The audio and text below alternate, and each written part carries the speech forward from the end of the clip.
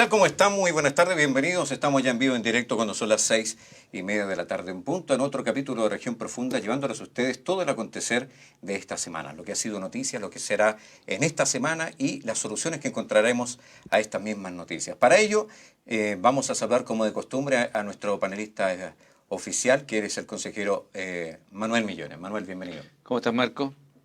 Un placer tenerlo por acá. Una semana muy noticiosa. Muy noticiosa y muy trabajada, por cierto, para usted, ¿no? Muy trabajada, tensa, ¿no? Los niños ingresaron al colegio hoy día, los niños en materia de colegio particular y subpúblico a través de online. Ya pues, terminaron las vacaciones de invierno, por lo tanto hay un tema también complejo que ojalá hablemos con el próximo invitado. Pero hoy se dio inicio al año escolar, la segunda etapa, digamos, de post-pandemia, vía online. Entonces, todos los colegios están haciendo esfuerzo, pero no es fácil, ¿eh? No es fácil para los papás, para los niños. Todos estamos aprendiendo, pero hay que hacerlo porque es necesario proteger la vida y salud de nuestros niños, así que es importante mantenerlos en la casa todavía, como ha dicho el gobierno, la gradualidad. Y esperamos también de que en la malla curricular, se ha hablado mucho, digamos, poder hacer algunos cambios metodológicos para que efectivamente no se evalúe como un año normal, porque no es un año normal en todo caso. Así que bueno, esperamos conversar con el próximo invitado, que espero que usted lo presente. Pero por cierto que sí. Y claro que sí, porque estamos viviendo una de las pandemias más importantes del siglo, y lo importante de este tema es que la gente logre entender la seriedad, la gravedad que esto tiene. Y en Chile, lamentablemente, nos llega una pandemia del COVID-19 acompañado con otros problemas paralelos. El otro día teníamos anunciado lluvia, no llegó la lluvia, fue una simple llovizna y la sequía está cada vez más grande. Es desde el año 2006, mucha gente piensa que esto es un problema reciente, desde el 2006 que ya nuestra región está sufriendo una crisis profunda de sequía. Ese es el tema que vamos a hablar, pero antes de presentar a nuestro invitado vamos a la nota introductoria para que sepan de qué es el programa de hoy. La sequía en nuestra región. La pandemia del COVID-19 ha causado estragos en la economía mundial y en nuestro país, específicamente en nuestra quinta región, ha sido duramente golpeada. Primero, por una implacable sequía que afecta a nuestra zona desde el año 2009. Y año tras año se ha ido incrementando hasta llegar a puntos de verdadera catástrofe. La escasez de alimento básico generado por la propia naturaleza, como es el forraje para animales, agua para la agricultura y el agua tan vital para la vida humana, han desaparecido en la provincia de Petorca y San Felipe, los Andes y la provincia de Quillota. En segundo término, la crisis medioambiental que ha sufrido la zona de Quintero y Puchuncaví, que se origina por ciento hace 56 años atrás, con la llegada de la fundición Ventanas. El tercer golpe que afectó a nuestra región fue el denominado estallido social, que detuvo la productividad de nuestro país desde el mes de octubre hasta febrero de este año. Y finalmente, la llegada de una nueva pandemia para la humanidad, el COVID-19, una pandemia que por lo menos estará entre nosotros por 2 largos años, y que si no tomamos en serio su gravedad, cobrará la vida de millones de personas en el mundo. Nuestra quinta región es zona agrícola y ganadera, turística y gastronómica, una economía que depende del fruto de la tierra y el mar, y con una mayor población campesina que citadina, la que ha quedado de brazos cruzados y necesita, hoy más que nunca, la ayuda de su gente y de su pueblo. ¿Cómo se está enfrentando esta pandemia? ¿Qué medidas de ayuda contará nuestra comunidad de parte de las autoridades? ¿Y qué pasará en nuestra región si este año no llueve y el COVID-19 aumenta su presencia? Esto y mucho más hablaremos hoy con el diputado por la provincia de los Andes, San Felipe, Petorca, Quillota y Marga Marga, y las comunas de Quintero y Puchuncaví, Luis Pardo, en Región Profunda.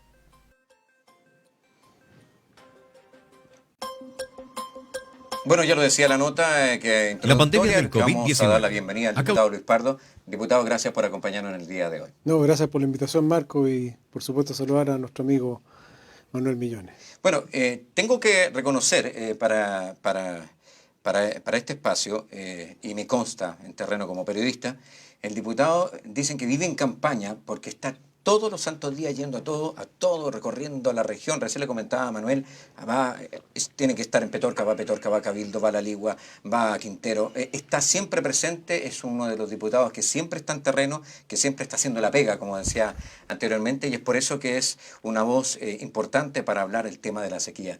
Luis, la provincia de Petorca es sin duda alguna de las más complejas que está viviendo en estos instantes por la escasez hídrica, que es una escasez que está sumada también por una sequía que ya tiene más de 10 años y donde la gente se está viendo afectada en esta necesidad de agua, no solamente para la más importante que es el consumo humano, pero también para sus animales, para la agricultura, en fin, para todo este proceso que se junta con el COVID-19. ¿Cuáles son las medidas que están tomando ustedes como autoridad, como diputados, representando para ayudar especialmente a la provincia de Petorca, Quillota, Los Andes, San Felipe?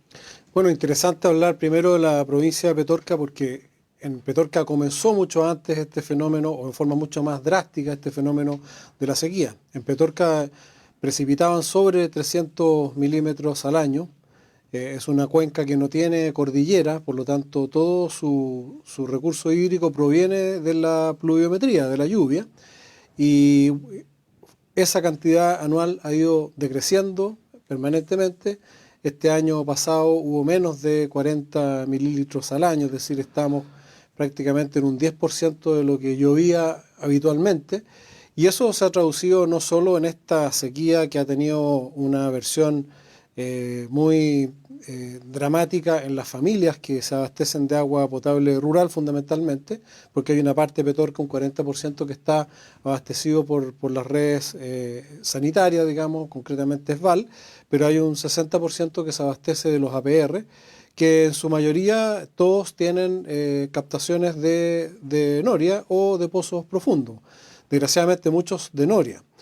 Y esto que ya hoy día es de muy público conocimiento, la verdad es que lleva muchos años en la discusión y en la agenda pública y sin embargo es inexplicable, y esto no estoy haciendo un juicio político a ningún gobierno, sino que estoy haciendo un juicio severo al Estado. Es inexplicable que haya personas en Petorca que no tengan agua potable estando el agua ahí, porque más allá de toda la discusión que quieran dar, y yo estoy abierto a discutir de todo respecto de la fiscalización que hay que hacerla, del código de agua, de la institucionalidad del agua, que efectivamente es muy mala, hay que corregirla de todas maneras, más allá de todo eso hay agua. Por ejemplo, en estas últimas semanas se han perforado pozos en la cuenca del río Petorca. Para quienes no conocen la provincia, en el fondo son dos cuencas, la del río Petorca y la del río Ligua.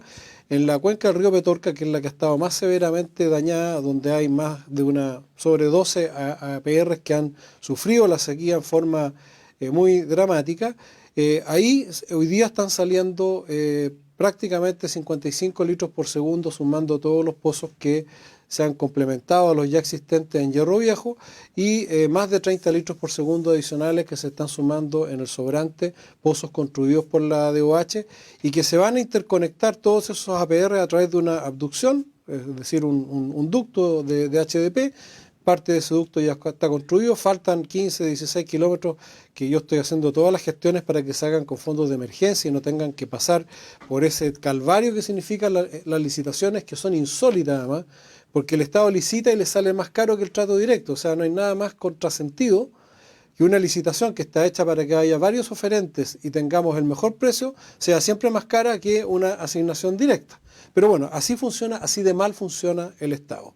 Y yo creo y espero que durante este año tengamos solucionado en su inmensa mayoría la falta de agua potable para los APR de la provincia de Petorca. El otro APR gigante, que es el de Valle Hermoso, donde también se han demorado meses y años en construir las fuentes de captación adicionales y las conducciones para llevar esas aguas hasta los estanques principales. Qué decir del proyecto que también duerme hace años de remodelación y actualización de todo el APR y su red de distribución. También ahí estamos a semanas de tener un avance muy concreto y comenzar a hablar ya no de cifras y de proyectos, sino que de realidades concretas, en que muchas personas que hoy día están en una PR abastecida por camiones aljibe van a poder tener finalmente en plena sequía el abastecimiento continuo que nunca les debió haber faltado. Manuel Millán. Mira, primero saludar al diputado Pardo, Luis Pardo, un gran amigo, un gran diputado, un hombre de la zona, un hombre que está siempre disponible al teléfono, porque eso es muy importante. Es muy importante que le contesten el teléfono. Y una persona que contesta el teléfono, en el fondo uno puede hacer equipo de trabajo para abordar los problemas de la región. Así que agradezco, Luis, la deferencia que has tenido conmigo para el trabajo del gobierno regional. Pero sin embargo, yo a lo que plantea el diputado Pardo, creo que es importante porque nosotros como gobierno regional tenemos cierta legitimidad de hablar del tema, fundamentalmente por los años que hemos aportado fondos que se van porque estamos subsidiando, ¿no? Que es la alimentación por ganado, que los crianceros, etcétera, y los recursos que hemos destinado para compra de camiones de energía, para arriendo de camiones, son miles y miles y miles de millones. Y el problema persiste, sea el gobierno que sea, el problema es igual. Entonces, lo que yo veo, Luis, que uno observa una ausencia del Estado, primero en reconvertir la matriz productiva. Porque hay contrasentido en el mismo Estado. Por un lado, estamos claros que no hay agua para el consumo humano, y por otro lado llega la Dirección de Riego y nos dice, mire, que el objetivo de ellos, el objetivo de Estado, es aumentar las hectáreas de riego. Pero si no hay agua para consumo humano, entonces cómo su objetivo no se cuadra con lo que es lo más fundamental, que es el consumo y se están pensando más en su objetivo sectorial, que es aumentar la capacidad de hectáreas de riego para su propio proyecto. Entonces, hay una contradicción, se lo hemos dicho, incluso hace poco cuando ya hicimos un convenio con la Dirección de Riego de varios miles de millones, entre 3.000 millones de pesos para apoyar a los pequeños agricultores. Ahí tenemos una pequeña contradicción. Y lo segundo, corrigió, pero después la podemos... Sí, y lo segundo es por qué el Estado finalmente no se embarca en una licitación para una planta desalinizadora. Porque con la cantidad de recursos que destinamos para la compra de camiones aljibe, para arriendo de camiones aljibe y para subsidios, perfectamente el privado le puede vender a Westval o al resto de personas que demandan el consumo. ¿Y por qué el Estado no se involucra en tener una planta desalinizadora y todos los años estamos con la misma cantinera, con los conflictos sociales, la politización del tema para algunos grupos más radicalizados? Entonces, ¿por qué tenemos que seguir arrastrando el conflicto y no enfrentarlo de lleno? Entonces, la pregunta que yo hago, porque nosotros estamos subsidiando siempre a las personas, año tras año lo mismo, y el problema permanece. Y no ha existido una reconversión de la matriz productiva, que es muy importante. Si el tipo que está acostumbrado a tener las cabras al cerro, claro, hoy día hay que decirle, mire, la verdad que el ganado compite con el guanaco es natural, no se puede eliminar, y compiten por el pasto o otro tipo de situaciones, como doy un ejemplo de lo que ha ocurrido con Petorca particularmente. Entonces, me preocupa que tú te estés dando cuenta que estamos administrando un conflicto que no estamos resolviendo. Sí, los dos puntos son muy válidos. El primero ya fue corregido. Antiguamente, efectivamente, la Comisión Nacional de Riego subsidiaba proyectos agrícolas y le daba más puntaje cuando transformaba un predio de secano en un predio de riego. Esto no es solo un sentido sectorial, sino que también el Estado a través de eso tenía una vuelta de mano, porque ese predio que pasaba a ser de riego, dentro de los siguientes 24 meses pasaba a pagar contribuciones como una superficie de riego, con todo el incremento que eso significa. Pero hace 2 años atrás hicimos este planteamiento, particularmente por el caso no solo de Petorca, sino que de Aconcagua, que en pleno sequía, el razonamiento que tú mismo hacías no tenía sentido, y la CNR ya modificó ese criterio, y hoy día se premia a aquel, sobre todo pequeño agricultor, que no tiene tecnificación pero que tiene una superficie de riego y que la va a tecnificar para ya no plantar más hectáreas secas, sino que para salvar las que están a punto de dejar de ser verdes o han dejado de ser verdes. Porque el 50% del ahorro del agua se produce en la última milla, digamos, en lo que se llama la tecnificación intrapredial. Y por lo tanto, hoy día esos proyectos de riego que antes estimulaban plantar un cerro o plantar una zona secano, hoy día ese estímulo ya se eliminó. Y respecto a las plantas desaladoras, yo coincido plenamente. Yo creo que hoy día los camiones aljibe y todo eso hay que obviamente pensar en cómo reemplazarlo por inversiones sustentables, pero para una planta desalinizadora no alcanza ni con la suma de los camiones aljibe ni con varias otras obras menores que metamos en la juguera. Para eso se necesitan platas mayores, y ahí mi planteamiento es que debiéramos pensar más en plantas desaladoras que en grandes embalses.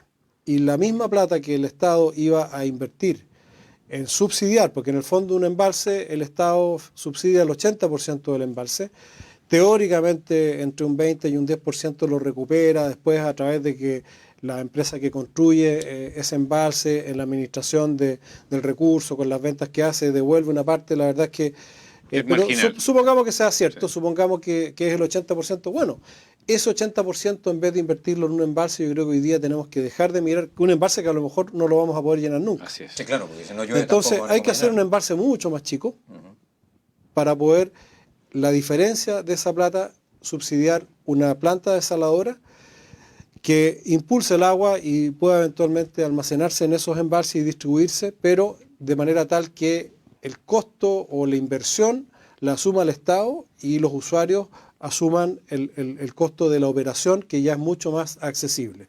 Si el usuario tiene que pagar el metro cúbico de agua desalada, hoy día está del orden de los 70 centavos de dólares el metro cúbico, y ningún emprendimiento agrícola, por grande que sea, menos aún los más chicos, pueden pagar ese precio. Sí, claro.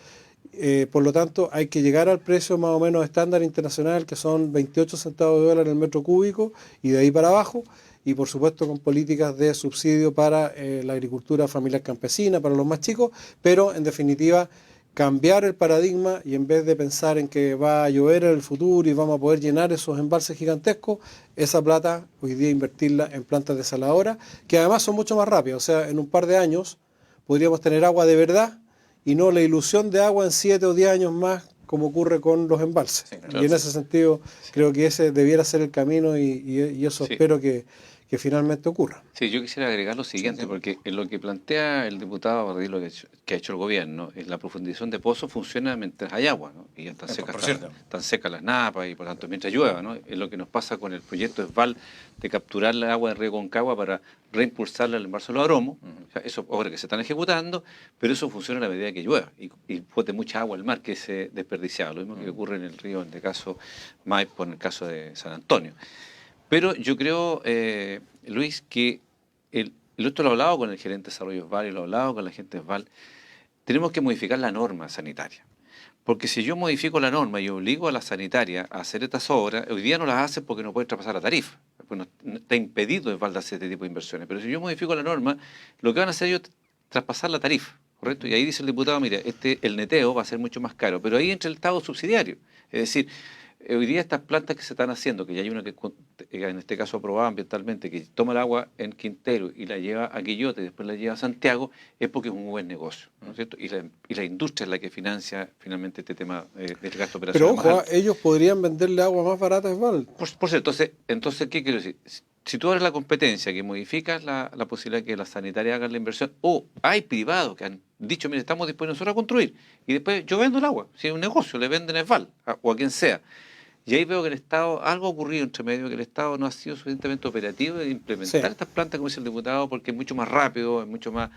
claro, hay un tema de todo, discusión sobre la sal, el impacto que tiene, pero es menor frente a lo que está ocurriendo el cambio de incluso demográfico a partir de falta de agua. Hemos visto lo que pasaba en los ríos, en las cuencas de los esteros o del río, cómo está la mortandad de toda la vegetación que hay allí y las especies. Entonces, este tema no puede esperar. Hoy día hemos visto que no ha llovido, se supone que alguna lluvia caerá, pero es insuficiente para llenar o para infiltrar las napas, que es el problema mayor. Así que yo creo que tenemos que hacer una legislación, diputado, avanzar en permitir que las sanitarias sí o sí uno les puede exigir en el área de concesión, puedan avanzar y después traspasemos esa tarifa. Hay una cosa que la gente no sabe y que es importante destacarla.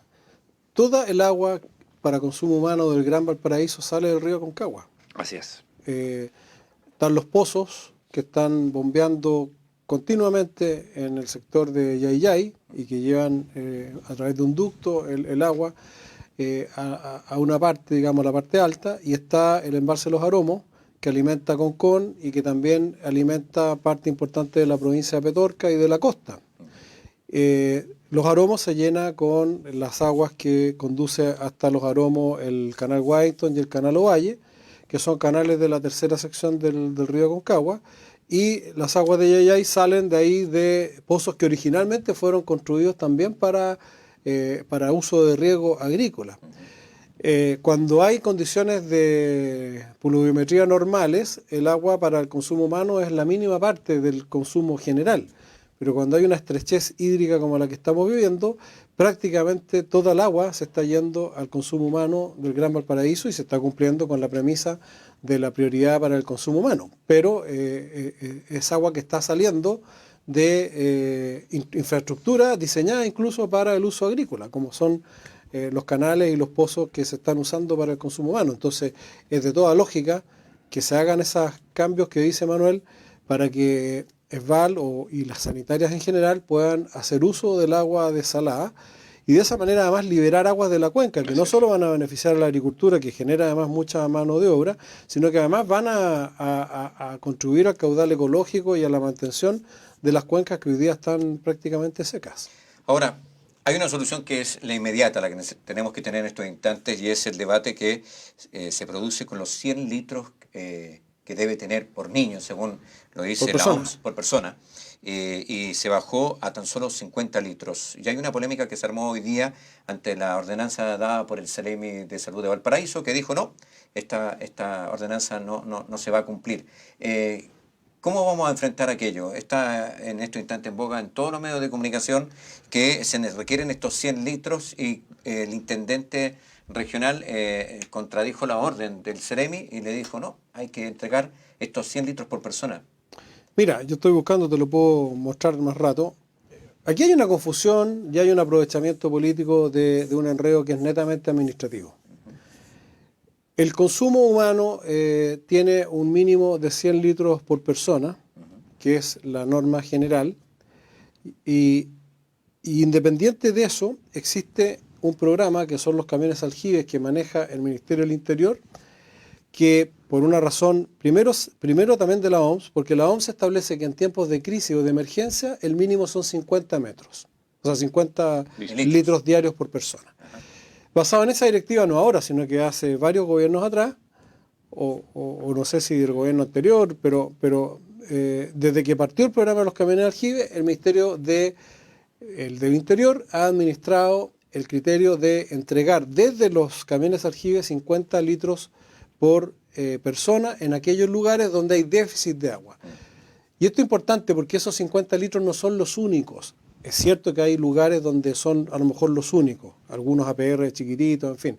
Pero muchos otros, está la fuente de agua del APR, que da menos agua que la habitual, por eso hay que llevarle camiones aljibes, y está también el aporte de las municipalidades. Entonces, se confunde lo que es la norma, que nadie la discute, de los 100 litros por persona diario a los cuales debemos aspirar y procurar que existan, con la implementación de esta norma de emergencia, que son estos 50 litros por persona que distribuyen los camiones aljibes para complementar las aguas en cada lugar y poder ayudar a paliar la sequía. Son dos cosas distintas. O sea, entonces no tendrían solamente 50 litros lo que se está asegurando, o sea, hay una sumatoria. Hay una sumatoria de litros, lo que no quiere decir que hay lugares, yo conozco APR, donde efectivamente se les secó el pozo, ya no tienen agua y esos 50 litros son los únicos que están recibiendo. Pero también están los aportes de la municipalidad y también hay otros aportes. Yo conozco muchos APR donde están recibiendo, por ejemplo, aportes de pozos privados que les están de agricultores del entorno que le están suministrando agua para complementar el déficit. Entonces, Acá el tema no está en discusión que 100 litros es lo mínimo que tenemos que aspirar y que las soluciones permanentes tienen que apuntar a 100 litros y que ojalá en emergencia también tengamos los 100 litros.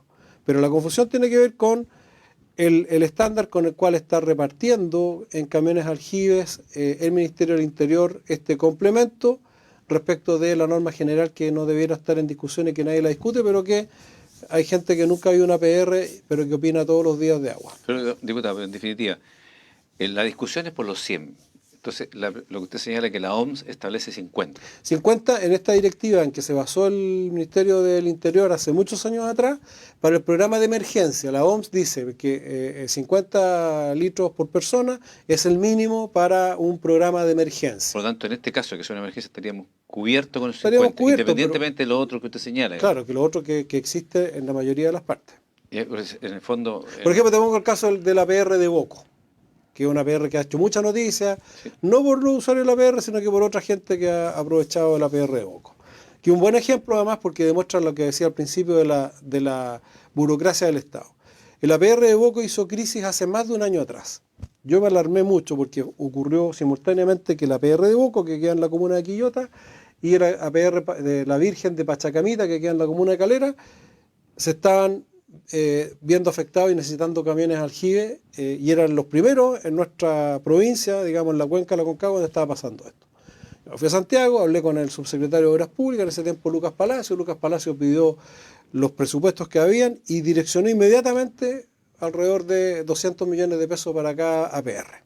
No, la cifra puedo estar, pero era de ese orden. Yo me vine feliz, pues dije, solucionado el problema de los dos APR. Las obras correspondientes a esa glosa asignadas hace más de un año recién se están terminando de ejecutar la semana que viene en Boco y no sé si en 1 o 2 semanas más en Pachacamita. Se demoraron más de un año en poder llegar. Y era emergencia. Y entre medio tú vas a la Contraloría y la Contraloría dice, no, esto no es emergencia porque ya lleva mucho tiempo y te demoras un año en solucionar un problema ya. Pero ¿qué pasa ahí? Ahí disminuyeron las napas y por lo tanto el APR tuvo que entrar en turnos.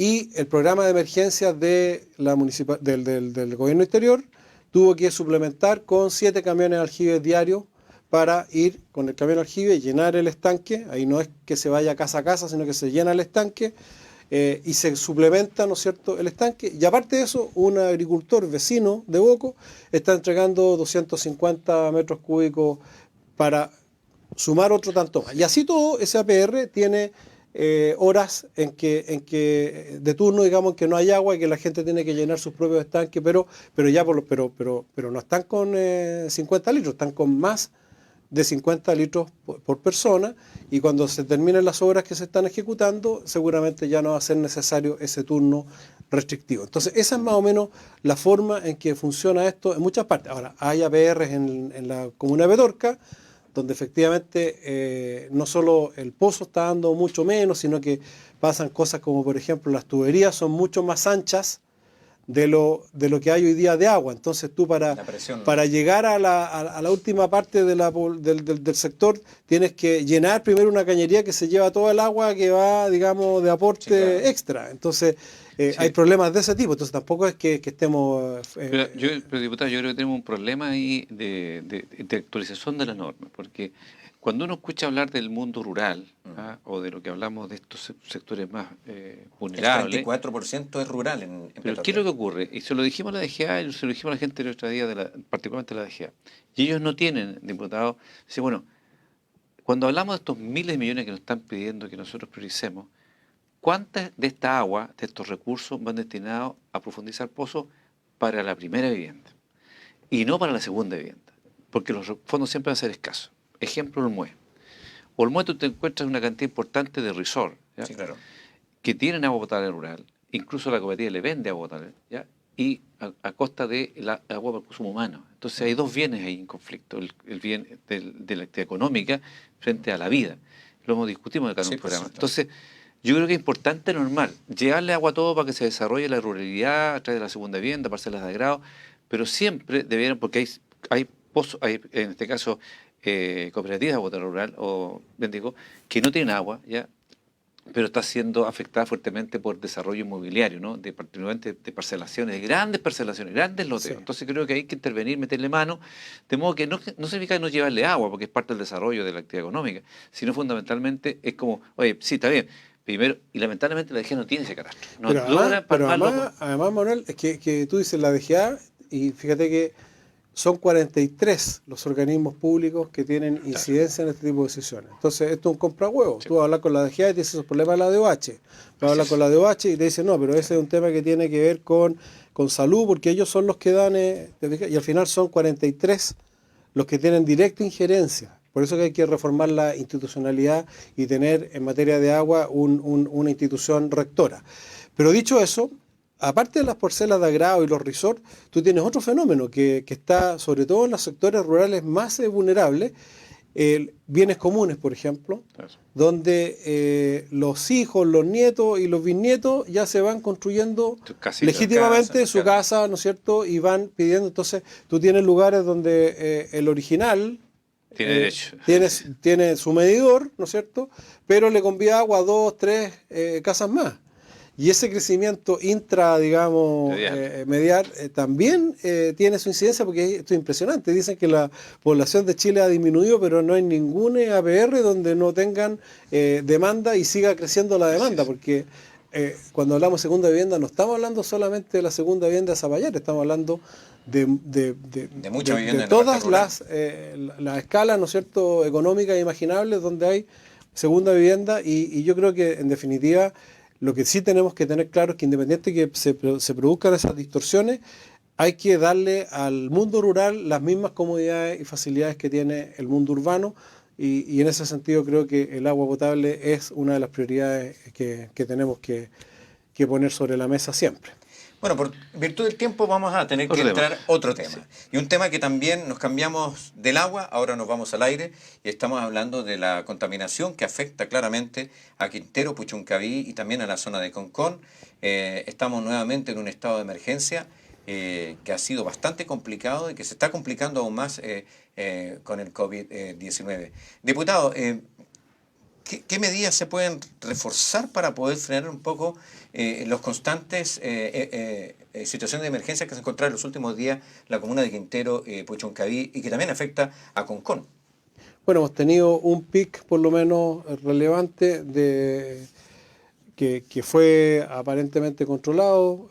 Aquí hay una ventaja en todo caso que es bueno resaltarla, aunque sea reiterativo en eso, y es que hoy día el sistema de monitoreo está totalmente bajo control del Estado y no existe esa suspicacia que existía de si el propio fiscalizado era el que gestionaba y pagaba el sistema de monitoreo, qué seguridad tenemos que nos estén contando la verdad. Hoy día, si hay PIC y se toman las medidas que están contempladas para hacer frente a un PIC de cualquiera de los elementos tóxicos que se detecten, es porque el sistema de monitoreo está funcionando y la información es transparente, es oportuna y eso es un elemento que es importante destacar. Por otra parte, los planes de descontaminación están en marcha a partir de la publicación del plan maestro de descontaminación, que es bien exigente y que tiene metas que se tienen que ir cumpliendo anualmente y por lo tanto lo que debiéramos presenciar es una constante mejoría en las condiciones generales. Pensemos que no se están admitiendo nuevas industrias en la zona, en la cuenca. Segundo, que las que están tienen metas muy estrictas de cumplimiento en rebaja de sus emanaciones. Y por otro lado, el sistema de monitoreo se está no solo gestionando, sino que además incrementando, mejorando para poder tener un control más fino de lo que está pasando. Entonces, yo creo que sin restarle gravedad a cualquier episodio, como puede ser un pic de un determinado sustancia tóxica en un minuto, no hay que perder de vista tampoco que estamos en un camino totalmente distinto al que estábamos hace 2 años atrás. Y adicionalmente estamos en pandemia y por lo tanto yo creo que toda medida que tenga que ver con la prevención tiene que ser más drástica aún, sobre todo respecto de situaciones que puedan afectar los sistemas respiratorios. Y el varamiento del carbón, perdón, antes de darte la palabra, el varamiento del carbón que ha habido en estos últimos días. Yo pedí por oficio, y no me han respondido todavía, el informe de los sumarios que se han instruido por parte de la Armada para indagar respecto de esos varamientos. Existe la incógnita, y en esto estoy solamente transcribiendo lo que uno sabe, digamos, sin tener todavía acceso a la investigación misma.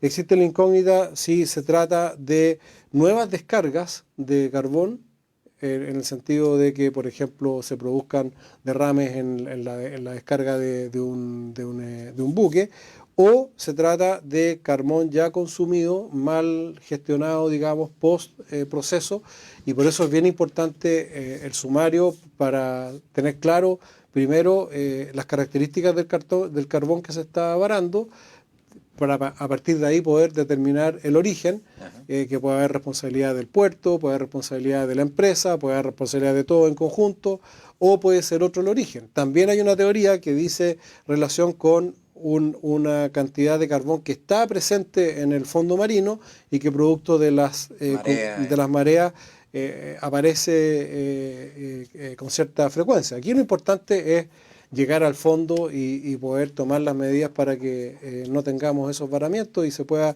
identificar exactamente cuál es el origen de ese carbón. No, yo creo que es importante señalar dos cosas. Estaba viendo un WhatsApp que partió la discusión sobre el cambio de norma de termoeléctrica, ¿ya? Y me señalaba el ambientalista, digamos, que es importante. Comenzó el proceso de revisión de la norma termoeléctrica y es Participación Ciudadana que lo impulsó, que lo está impulsando el Ministerio de Medio Ambiente. Por lo tanto, esa es una fórmula de poder bajar las emisiones a través de una norma, ¿ya? A través de estos decretos de emergencia hemos tenido cierta reducción, pero ha sido muy complicado poder controlarlo. Lo segundo, es importante que hay 2 retiros de termoeléctricas de Quintero, de acuerdo a la exigencia, por tanto vamos a tener una carga menor. Y que son de las que generan más... Las más antiguas, ¿no? Y por tanto eso es significativo señalarlo, que gracias a un acuerdo que estableció el presidente del gobierno con las industrias a nivel país, por lo menos vamos a retirar 2, en el país son varias, pero particularmente lo que nos compete son 2. 6, 2 de las cuales son acá en Puchuncaví. Ahora, teniendo eso, teniendo el cambio de revisión de norma, que la ministra Benítez ha estado muy concentrada en impulsar ese tema porque es un dolor de cabeza para todo gobierno, pero tenemos y tenemos el tema del carbón, que hay un estudio de la Armada que aún no concluye, hizo un monitoreo tras de un buque el año pasado, que todavía no está el estudio, con respecto a mirar cuál es esta teoría, ¿no? Si es carbón de Gener, si es de Puerto Ventana, o si es carbón submarino, digamos, que está acumulado por los años. Por el paso del tiempo, claro. El estudio de la Armada de mirar, porque es un estudio serio, que esperamos que concluya para que es transparente un poco este proceso, digamos, quién es el culpable para que se haga cargo de evitar que siga, porque toda la semana te mandan los ambientalistas, oye, mira, nuevamente hay paramientos, tenemos como 300 paramientos en el año, que es un dolor de cabeza para todo. Pero creo que hay un actor que sigue pendiente, que es Codelco. Porque si eliminamos las termoeléctricas, la fundición es la más contaminante. Y todo lo que se conoce, incluso si sacáramos esa norma de fundiciones, Codelco no podría cumplir. ¿Eh? No puede cumplir con las normas, porque son, por lo menos por los años que está construida, tiene edificación muy antigua, tiene una cantidad enorme de obras que no tienen resolución sanitaria porque fueron antes la norma, no tiene obras evaluadas ambientalmente. Entonces la pregunta, y es un debate que ha tenido el mismo gobierno el año pasado, ¿se acuerdan cuando ocurrió todo ese hecho anterior, el año 2019? Hubo toda una discusión que hacíamos con la fundación, la cerramos, la cambiamos, entonces esto es una cuestión política. Entonces yo quisiera preguntarle al diputado si tiene una opinión, sin entrar a la pata de los caballos, porque hay muchos trabajadores que ven, pero fundamentalmente, ¿qué hacemos con Codelco, con la fundación Ventana concretamente? ¿Es posible redireccionarla, sacar a los trabajadores, mandar a las otras fundiciones? ¿Qué hacemos? Porque podemos eliminar termoeléctrica, pero vamos a tener una fundición que sigue contaminando. Bueno, cualquier cosa que se haga tiene que respetar, obviamente, los derechos de los trabajadores y hay varios caminos que se pueden seguir. Codelco además está cumpliendo un rol respecto de la pequeña minería, y ese rol respecto de la pequeña minería significa procesar el concentrado que viene de los pequeños mineros, no solo desde la quinta, sino que también de parte de la cuarta región. Hay gente que me ha dicho, yo estoy tratando de reunir más antecedentes, hay gente que me ha dicho que pagando, subsidiando a esos mineros, sin hacer el proceso, se ahorra suficiente dinero como para subsidiar también a los trabajadores y ahorrarse el daño medioambiental. Claro, porque la fundición es la que complica. Claro, eso puede ser un camino. Por otra parte, hay tecnologías nuevas que que implicarían una inversión mayor, que yo inicialmente pensaba que era muy inviable, pero conversando con alguien que entiende mucho el tema y que me han señalado incluso que es reconocido como uno de los hombres que sabe más de fundiciones en Chile, viene un cambio interesante en el tema de las fundiciones a nivel internacional. Y en ese cambio, un cambio de tecnología drástico podría, caro, pero podría tener sentido con miras a cómo se va a manejar el tema de las fundiciones en los próximos 10 años. Entonces, yo creo que el tema hay que estudiarlo. Sin lugar a duda, la prioridad tiene que ser, por una parte, bajar fuertemente la contaminación, y si eso implica cambios estructurales fuertes dentro de lo que es la refinería, porque pareciera ser que podría ser mucho, o sea, que podría prescindirse de la fundición y mantenerse la refinería, o trasladar la fundición y mantener la refinería. Pero cualquiera de esos cambios, obviamente, y yo me he juntado mucho con los sindicatos, y ellos además tienen un compromiso muy fuerte respecto del propio medio ambiente. Ellos viven ahí y ellos están muy convencidos de muchos de los planes de inversión que se están ejecutando, y tienen propuestas que yo creo que hay que atender y encontrar la mejor salida. Pero por lo menos vamos ya en un cauce de reducción de contaminantes importante, incluido Codelco, pero pareciera ser que una reducción ya al estilo de la norma europea significaría una inversión muy mayor, y que probablemente sea sustentable a la luz de esta nueva configuración de la industria de las refinerías a nivel mundial. Bueno, y dentro de lo que es el mar, hay un problema también importante. Hace algunos días estuvimos viendo una gigantesca mancha de fitoplancton que abarcó desde Quintero hasta Valparaíso, que hizo una alarma. Mucha gente decía que esta mancha roja, café, una supuesta marea roja, que estuvo afectando al mundo de los pescadores, al pescador artesanal, que también ha visto bastante complicada su faena, su trabajo, de poder estar presente en su labor y poder mantener su día a día. Sé, diputado, que usted ha recorrido todas las caletas de todo su distrito, de la zona, viendo la situación de los pescadores, ha tenido reuniones con ellos, y ahora viene una ayuda para estos 1.478 pescadores artesanales. ¿Hay un subsidio que se les va a entregar a ellos? Bueno, primero hay que señalar que yo hoy día lo hablaba en la mañana con el intendente y se lo conversaba también a Manuel.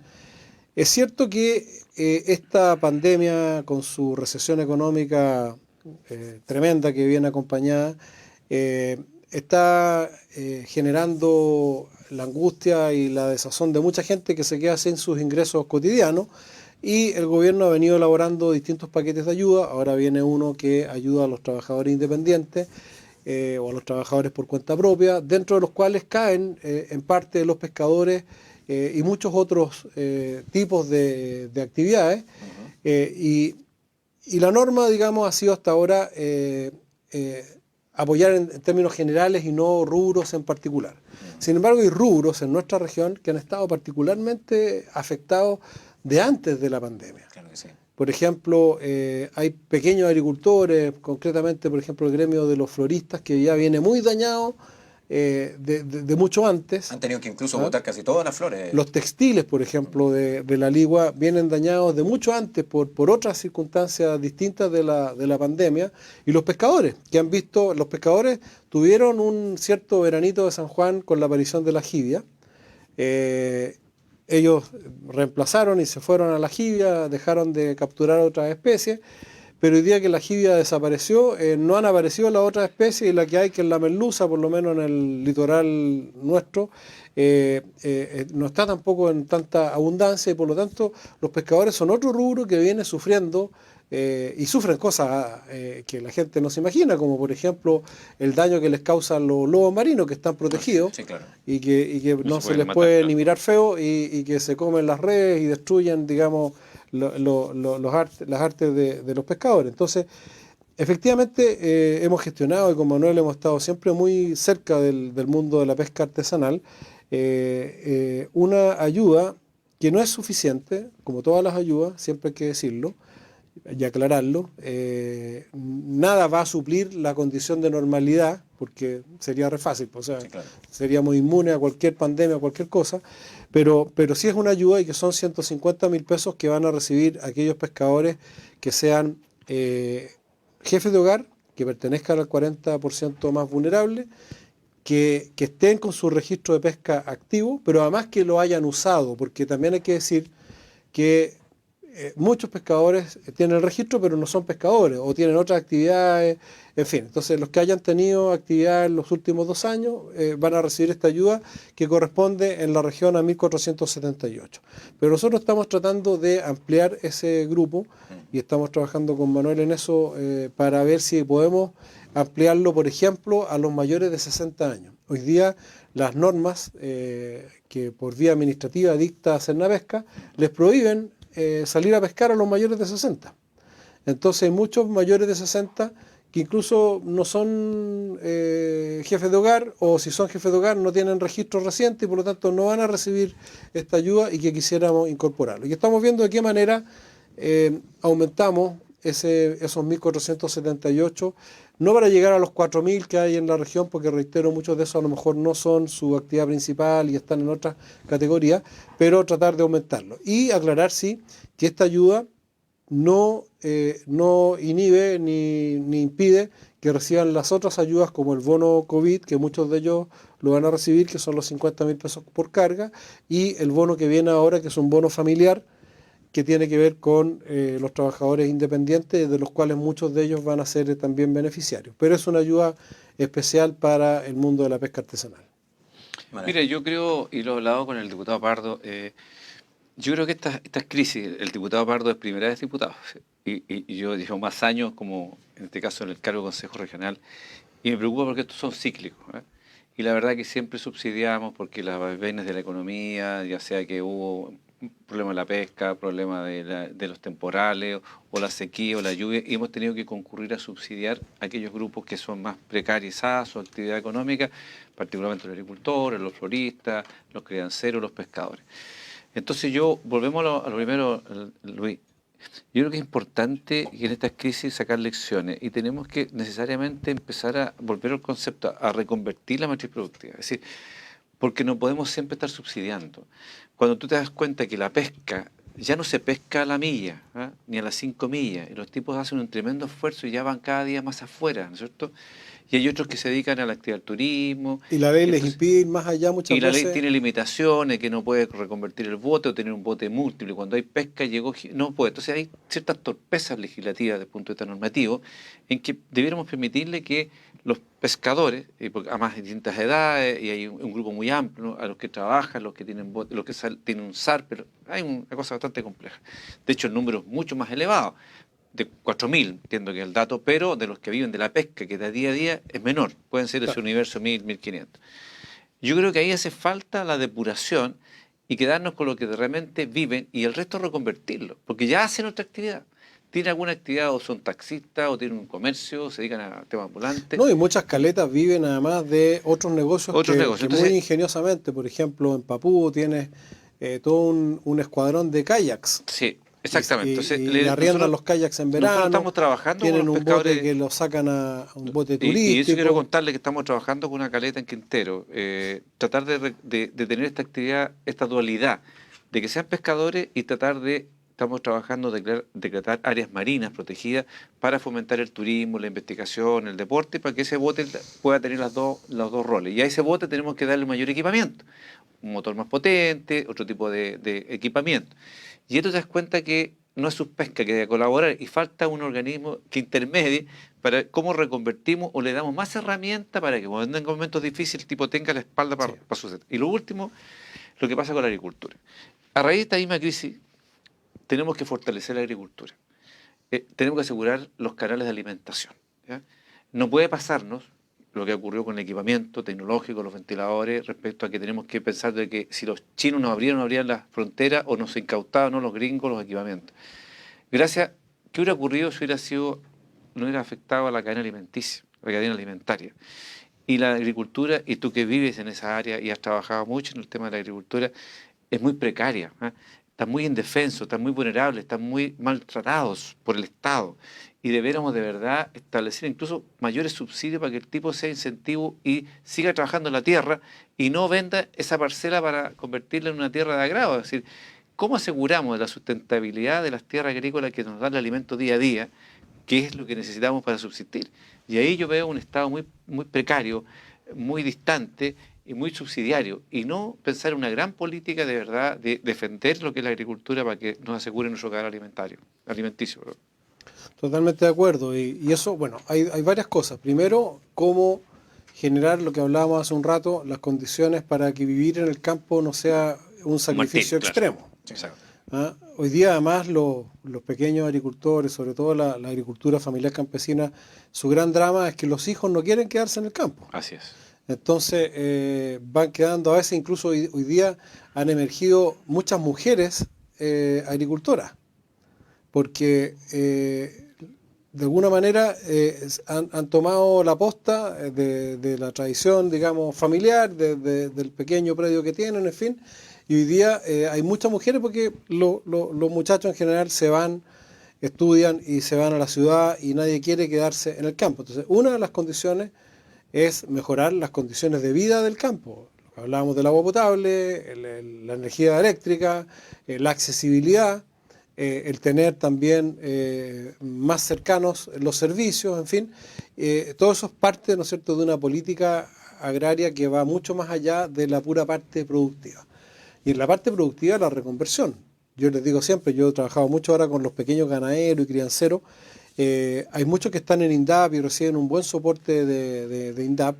Yo me he sorprendido, además, he aprendido a conocer y entender mejor el rol que hace INDAP, que es muy potente, pero hay una cantidad importante que no está en INDAP, porque no cumplen los requisitos que les pide INDAP como organismo del Estado para ser parte de los programas, y es una parte interesante numéricamente de gente que no está en INDAP y que desarrolla una pequeña actividad agrícola. Entonces, yo creo que ahí habría que, como en muchos otros órdenes del Estado, dar vuelta a la mirada y ver realmente qué es lo que necesitan, y no llegar a veces con programas sumamente difíciles de acceder, con consultores además que se llevan una parte importante de la tajada, cuando probablemente podríamos llegar con plata a la vena mucho más directa, sujeta por supuesto a ciertos controles, y poder producir un cambio más importante en ese mundo que efectivamente hoy día está amenazado de muerte, porque el agricultor pequeño que no tiene agua, y que se le está secando, digamos, y que está cada vez con menos superficie en explotación, que además no tiene proyección porque los hijos se le van a ir y es una familia, no es una empresa, digamos, que sea llegar y contratar y mantenerla, y que además no tiene dificultades para acceder a los mercados, en fin, bueno, estamos generando o decretando la muerte de una parte importante de esa agricultura, y yo creo que ahí falta una política agraria mucho más integral y más ambiciosa. Si tú me permites, quiero aprovechar la presencia del diputado. Diputado, mire, tenemos una dirección de presupuesto brutal. ¿Ya? Y yo he llamado que son indolentes, sentados en la moneda, no son sienten, los dueños de la billetera. No sienten están el al frente problema, de la moneda, no están en la moneda. Sienten el problema del país. ¿Por qué le digo esto? No es posible, diputado, y le pido aquí una gestión, no es posible que después de que el Consejo Regional aprobó recursos oportunamente para ayudar a los hogares de adulto mayor, para proteger a los trabajadores y no contagiar, ser vectores de contagios a los que están internados, a todos los adultos mayores, que son 180 hogares en la región, que aprobamos recursos para proteger a los niños del Sename y a los trabajadores, y aprobamos recursos para proteger a los trabajadores de todas las zonas municipalizadas, estamos hablando de más de 1.200 millones de pesos, aún la DIPRES no autorice la transferencia. Y por tanto ese organismo no puede licitar. Los recursos son para llegar oportunamente. Entonces se repite lo que pasó con usted con la experiencia de Boco. Y esto es inaceptable, que los señores, y que no dan la cara, a mí me gustaría funarlos, no dan la cara, y la verdad es que esa gente espera ayuda nuestra. Yo estoy 100% de acuerdo contigo, Manuel, pero aquí la funa, Perdón, déjame así, pero da rabia que tú pones una demanda puntual y estos señores yo no se digo inmutan. una parte importante de mi tiempo a eso, así que después dame el número del oficio y le hacemos seguimiento para tratar de curarlo. Pero vuelvo a lo mismo, tenemos un Estado un Estado que ya fue superado por la época, donde los oficios que autorizan un pago como ese llevan, y no estoy exagerando, a veces 18 firmas. Tremenda burocracia. Sin hablar de la contraria, que claro, son pasan y desfilan dioses. suben y bajan dentro de un ministerio. Si no tuviéramos decreto catástrofe, cosas como la de Boco tendrían que ir al Ministerio de Desarrollo Social para evaluar su rentabilidad social. y ahí se habrían demorado 6 meses a un año más. Y después viene la Contraloría, y entre medio está la DIPRES. Entonces, eso tiene que ver con entonces, la pregunta, y yo lo vuelvo a decir, o sea, aquí, ¿cuándo vamos a hacer la verdadera reforma del Estado? Sí. En vez de estar discutiendo ideológicamente que más Estado, que menos Estado, si no es ni más ni menos, es un mejor Estado. Sí. Y este Estado que tenemos nos da el ancho y no podemos meterle mano porque hay problemas, consecuencias gremiales, ¿no es cierto? Hay asociaciones que van a poner el grito en el cielo si tú haces una reestructuración profunda como la que se necesita. Hay, como se llama, problemas políticos, problemas, concepciones ideológicas, pero tenemos un Estado que no le está respondiendo a la gente. Por último, diputado, un anuncio. Sé que usted hay una norma respecto a los transportistas, a los conductores de taxi. Sí. Si usted la puede No, explicar. los conductores de transporte De escolar. transporte escolar. Sí, el Ministerio de Transporte accedió a modificar por vía administrativa, esto felizmente no hubo que pasar por una ley en el Congreso, para que los transportistas escolares puedan hacer otros servicios distintos al transporte escolar con sus vehículos. Hoy día son transportistas que están totalmente paralizados y que obviamente algunos padres harán el esfuerzo y podrán seguirles pagando la mensualidad, pero la mayoría probablemente no. Ellos van a poder utilizar sus furgones para, por ejemplo, arrendarlos o ponerlos a disposición del Estado, por ejemplo, del Servicio de Salud, que hoy día necesita llevar y trasladar personas, para poder arrendarlos para transporte personal, para poder hacer otro tipo de operaciones. En algunos me contaban, y lo encuentro súper interesante, y lo comento por si a alguno que nos está escuchando le sirve la idea, por ejemplo, armar un servicio de compras. Entonces tú a los mismos clientes que tú tenías para el transporte escolar, claro. tú le dices, mire, yo le hago la compra al supermercado, y voy al supermercado, le compro y le llevo su paquete y su bolsa a su casa. Entonces hay muchas cosas que ellos no podían hacer porque el permiso es restrictivo y era solo para transporte escolar, y mientras dure el estado de excepción van a poder desarrollar otras cosas como las que he mencionado y las que a ellos se les ocurran sin incurrir en ninguna falta, digamos, a la normativa, y eso de alguna manera también es una ayuda para ellos. Diputado, antes de terminar, ¿estamos preparados para que esta contingencia del COVID se alargue en el tiempo? Pero antes que agregue la respuesta. Diputado, en el sur falló un tribunal evitando que se aplique los cobros para la mensualidad de los colegios. ¿Usted cree que es replicable eso que te estén cobrando por clase no asistida? ¿Usted lo han debatido en el Parlamento esta materia? Sí, se ha estado analizando. Ahí tenemos un problema muy serio, Manuel, porque por una parte está la angustia de las familias que no pueden afrontar no solo ese, sino que muchos otros pagos más. Por otro lado, hoy día escuchábamos a los rectores de universidades públicas y privadas, y hace unos días atrás a los sostenedores de distintos tipos de establecimientos educacionales. Por otro lado, a lo menos el 60% de lo que recaudan los establecimientos educacionales es la planilla de sueldos.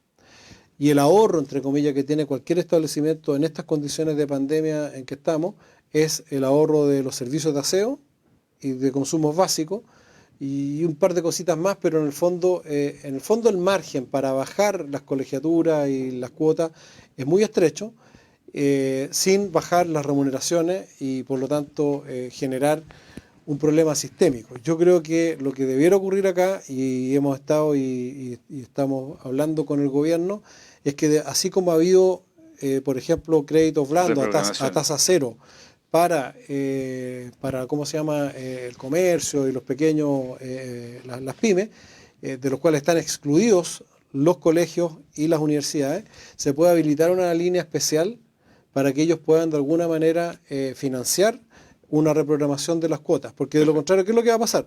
Lo más populista sería decir, ya vamos a sacar una ley y prohibimos que cobren, pero van a quebrar todos. Y cuando volvamos de la pandemia no vamos a tener a dónde mandar los niños. Entonces tenemos que encontrar una solución intermedia que se haga cargo del problema real que tienen las familias hoy día de liquidez, y que se haga cargo también de que esa cuenta tampoco la podemos pagar destruyendo el sistema educativo, ya sea público o subvencionado, y hay que encontrar entonces esa fórmula, y yo espero que surja en los próximos días, porque me parece que ambas realidades son fundamentales. Tu respuesta. Sí, usted metió el tema de los estudiantes y me obliga a hacer la pregunta para ambos para que conteste. ¿Qué les parece elección a dedo de los directores de los liceos que pronto van a estar fuera del control del municipal de Valparaíso. El diputado es una presentación, prefiero que la... No, eso es un escándalo, porque en el fondo, cuando uno ve, y yo quiero ser bien en esto también honesto, yo creo que este no es un problema solo de un sector político. La captura de determinados servicios es una mala costumbre transversal, que está de alguna manera inducida por esto que decíamos recién, de que el Estado no ha sido objeto de una reforma profunda, donde hay una carrera funcionaria independiente y ajena a los vaivenes de la política. Pero que lo haga además este alcalde Sharp, que ha hecho todo un discurso de cuestionamiento de la vieja clase política, es doblemente feo, porque en el fondo acá lo que hubo fue una intervención en el proceso, que nosotros hicimos la presentación a la Contraloría, donde el resultado de ese proceso es que quedaron los cercanos a él y gente muy calificada, con una trayectoria y con un currículum de primer nivel, quedó afuera, habiendo habido 500 postulantes. Entonces yo espero que la Contraloría haga las investigaciones y se apliquen las sanciones y las rectificaciones que haya que aplicar, pero en el fondo no puede uno tener un discurso primero de pureza y de purismo, segundo lugar de hablar a favor de la opinión de la educación pública, y en el proceso en el cual se seleccionan a los directores de los 12 liceos públicos de Valparaíso, meter la mano de esa forma. Sí, yo espero que la Contraloría sea más rigurosa. Ha sido muy generosa con Valparaíso. Sí. Y yo lo veo porque otros informes y otros hechos que son mucho más graves lo han pasado por alto. Entonces yo espero que este Contralor, que lo ubico a don Víctor Hugo Merino, sea riguroso en la presencia que han hecho los parlamentarios, porque de verdad es una vergüenza. Sobre todo él, una persona joven que después con la vieja política y comete los mismos errores o vicios que él señala repugnar, ¿no? Así que yo espero que esta llegue a buen término y se haga un proceso transparente. Y se hizo en el verano, ¿no? Donde había poca, además en términos de la pandemia. Y se hizo antes de tiempo. Antes de tiempo. Así que yo espero que concluya. Yo tengo una buena relación con el alcalde, pero de verdad me parece que aquí cometió un gran error, que afecta a la calidad de educación, porque no quedaron necesariamente los mejores, sino quedaron los que estaban más cercanos a él o al partido que él representa. Eso me parece impresentable. Y como dice el diputado, esto ocurre no solamente en este municipio, sino que en muchas municipalidades y servicios públicos, que es lo que uno quiere desterrar por lo que le hace daño a la política. Bueno, yo quiero agradecer la presencia del diputado Luis Pardo por haya venido a compartir con nosotros en este programa especial, que está concentrado exclusivamente, diputado, en la situación del agua, en el problema de lo que estaba pasando con Quintero, las medidas que se están tomando, se están entregando fardos de alimentación para animales, se está encima preocupando, recorriendo cada una de las comunas y de las provincias para ver cómo solucionar este problema, pero no me contestó la última pregunta, que era: ¿qué pasa si esto continúa? ¿Se agrava el COVID? O sea, ¿estamos preparados? Tenemos que pensar que se va a prolongar, porque mientras no haya una vacuna definitiva, que nunca va a ser antes de 6 meses. Una vacuna tiene que pasar todo un proceso de pruebas en animales, de pruebas en humanos, de una serie de requisitos que se pueden apurar producto de la emergencia, pero nunca tanto como para lanzar una vacuna que puede ser peor. Que puede ser peor, claro. Y segundo, una vez que está esa vacuna aprobada, viene el proceso de vacunación, porque lo que se busca con la vacuna no es inmunizar individualmente solamente, sino que lograr lo que se llama la inmunidad colectiva, y para eso tú tienes que vacunar al 70-80% de la población. Entonces, es muy probable que esta situación, que se ha denominado la nueva normalidad, porque es una normalidad distinta a la que teníamos antes, pero va a pasar a ser normalidad justamente porque va a durar mucho tiempo, en que van a haber cuarentenas selectivas, en que van a haber medidas, ¿no es cierto?, como el distanciamiento social y la provisión de determinadas actividades en forma permanente, va a durar mucho tiempo. Por eso el efecto económico tan severo, y por eso que es necesario primero actuar muy responsablemente, tanto la autoridad como la ciudadanía, pero fundamentalmente los líderes políticos. Aquí yo creo que no han dado el ancho, como dijo el presidente Lagos, la oposición, que se ha dedicado a cuestionar y criticar, a diferencia como lo han hecho otras oposiciones en el mundo, donde se han sumado al gran desafío nacional de superar la pandemia más grave, ¿no es cierto?, de los últimos 100 años, y que probablemente, si siguen las cosas como están, la vamos a superar bastante mejor que otros países, pero siempre ¿hay mucho con un oportunismo tremendo... político? Yo creo que sí, yo creo que no, más que, o sea, hay oportunismo, pero además hay ceguera. porque yo veo que no se le ha tomado el peso a la profundidad de la crisis y por lo tanto cuando uno está en una crisis, que es muy parecida a una guerra, lo que corresponde es actuar republicanamente, lo que corresponde es sumarse al esfuerzo. No significa no criticar, no significa no preguntar, no significa no fiscalizar, pero significa tener un pequeño margen de tolerancia y una muy buena disposición a colaborar que ha estado muy ausente de la oposición hasta ahora. Sí, director, Dele, no dele. solamente lo siguiente. Diputado, usted que está en el ámbito del gobierno, todas las proyecciones han fallado. A mí, amigos médicos, y aquí en este programa y en otros lugares se planteaba que si nos comparábamos con Alemania íbamos a tener 4.000 muertos. Y si nos comparábamos con Irán o Italia íbamos a tener 7.000 muertos. Hay 180 personas, 181 personas que han fallecido, que es muy lamentable. Pero todo indica que ha habido un buen manejo o es fortuna. ¿Qué es lo que acontece? Que hemos quebrado un poco la tendencia y todos los pronósticos de los diferentes expertos han fallado o aún no ha pasado lo peor. Primero, yo creo que no hay que cantar victoria. Tenemos que ser muy prudentes, muy humildes y muy cautos en nuestras proyecciones. Pero aquí hay a lo menos dos factores que son determinantes para lo que ha sido hasta ahora el éxito que ha tenido Chile en el manejo de la pandemia. Uno es que desde el día 1, desde que se supo de esto, el gobierno tomó medidas que incluso en ese tiempo, si hacemos memoria, se decía que estaban inventándola para Así neutralizar la movilización social, en fin. Pero desde el día 1, Chile comenzó a importar los reactivos para poder hacer los exámenes, se comenzó a multiplicar y fue creciendo progresivamente la cantidad de máquinas, porque parte importante de la base del éxito es tener una cantidad importante de testeos, de testeos diarios. Segundo, entonces, primero, una reacción oportuna, rigurosa, seria del gobierno, con un ministro que además, más allá de sus mañalicosas, ¿no es cierto?, así, tiene, sin lugar a dudas, una capacidad extraordinaria de gestión, y es epidemiólogo, doctorado en epidemiología, además que, por lo tanto, es muy competente para hacer lo que está haciendo. Y un segundo factor es que Chile tiene un servicio de salud que tradicionalmente ha tenido buen manejo de las epidemias y de las situaciones como esta. Nuestro servicio de salud históricamente ha tenido, y Chile ha tenido una capacidad de manejo de estas crisis que tiene mucho que ver con nuestra forma de ser.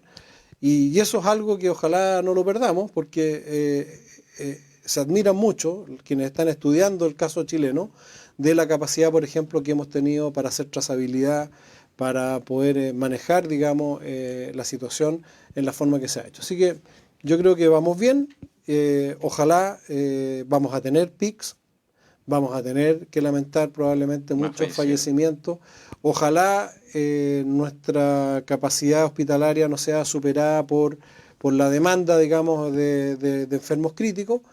Pareciera ser que se han tomado todas las medidas para eso, no solo trayendo nuevos respiradores de distintas partes del mundo, sino que además reacondicionando máquinas de anestesia, adaptando, infraestructura y generando, digamos, las capacidades, porque hay mucha gente que dice faltan respiradores, pero tú puedes traer muchos más respiradores, pero si no tienes los equipos médicos para atender y administrar, no sirven de nada. Pero en conclusión no tenemos que relajarnos. No tenemos que relajarnos, no tenemos que ponernos eufóricos antes de tiempo, y tenemos que seguir rigurosamente y entender la lógica de este sistema que hemos adoptado, porque si hubiésemos hecho caso de la cuarentena absoluta que pedían algunos al principio, hoy día estaríamos colapsados en todo sentido y no tendríamos las herramientas que estamos teniendo para manejar la pandemia. Y una cosa que también es muy importante destacar, que esto no es un problema de la pandemia, no es un problema político. Esto no importa si es que gobierne izquierda o derecha,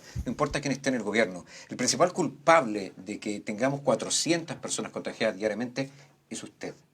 Es usted, porque más de 5.000 personas ingresaron a nuestras fronteras ocultando la información de dónde era su domicilio, que fue difícil entonces seguirlo.